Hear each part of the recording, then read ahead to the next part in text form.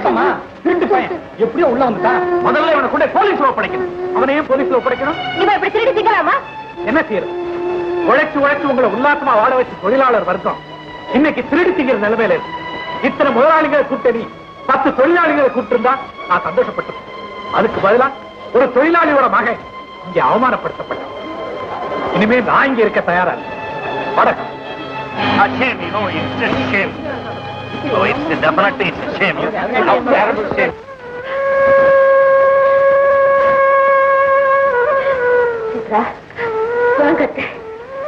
வருத்தப்படாதம்மா. உனக்கு ஏற்படுற அவமானத்துல அவனுக்கும் பங்கு உண்டு அவன் நினைச்சிருந்தா அவன் கண்ணையே அவன் கலங்க விட்டுருக்க மாட்டான்.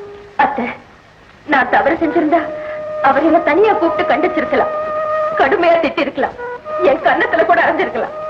அதுக்கெல்லாம் அவரு பொறுமையோடு. ஆனா அத்தனை பேருக்கு மத்தியில என்ன அவமானப்படுத்திட்டாரு.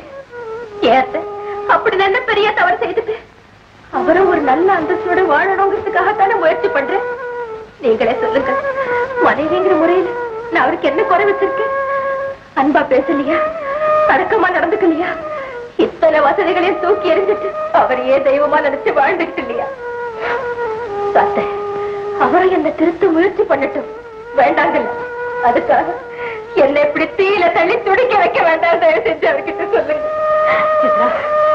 நான் அவனுக்கு எல்லா புத்திமதியும் சொல்றேன். நீ வீட்டுக்கு வாமா, போல. நான் வரல. இப்ப என் மனசு சரியில்லை. தயவு செஞ்சு என்ன தனியா விட்டு. ஹலோ, என்ன சித்ரா, உனக்காக நான் சாப்பிடாம காத்துக்கிட்டு இருக்கேன். வரல? அப்படியா? சாரி, இத வந்துட்டேன்.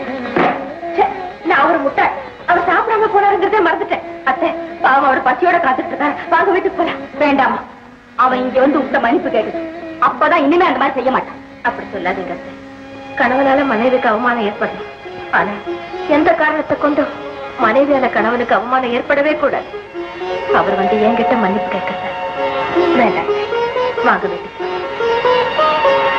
வாங்க அத்தை. சித்ரா, எனக்கு ஒரு மகன் இல்லைன்னு நான் கடவுள்கிட்ட குறைப்பட்டுக்கிட்டு இருந்தேன். உன்னை மருமகளா கொடுத்து அந்த குறையை தீர்த்துட்டாமா. நான் கூட தாய் இல்லாத பொண்ணுதான். உங்களால அந்த குறை எனக்கும் தீர்ந்து போச்சு.